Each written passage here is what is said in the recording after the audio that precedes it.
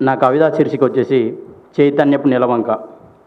ఒడిసంచి గట్టి ఊరేగించిన పీర్లని ఊరు ముందల హనుమాన్ దేవుని కాడ నిమ్మకాయల దిష్టి తీసి మొక్కి పెంచుకొచ్చే సవర్కాని సోపతి సోబ్దారిలా మనుషుల మధ్య సోదర భావం ఉండాలి.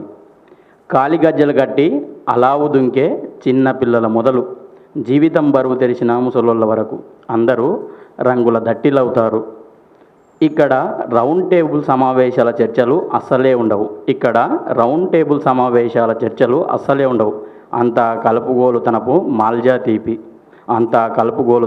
మాల్జా తీపి దట్టీలు కప్పి ఊద్దనితో ఊదుపొగలేపి దోస్తరౌద్దీన్ చెప్పడానికి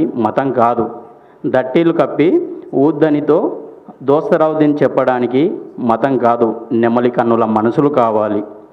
ఇంటికొక మొద్దు తెచ్చి అలైగుంతని అగ్నిగుండం చేసి అసమానతల్ని తగలవేయడమే మనిషి గెలిచే ఉదయం.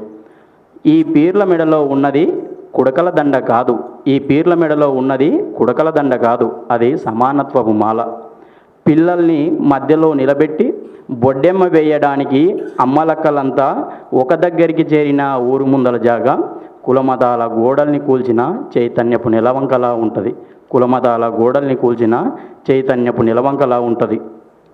చేన్ల పనులన్నీ తొందరగా ముగించుకొని పగటి సరియతకు హాజరు కమ్మని కబురెట్టే చెట్టు మీది మైకు పిట్టల భాష వేరు అయినా చెవులకు అమ్మా బీమి ఫాతిమల పాటల అందంగా వినిపిస్తుంటుంది.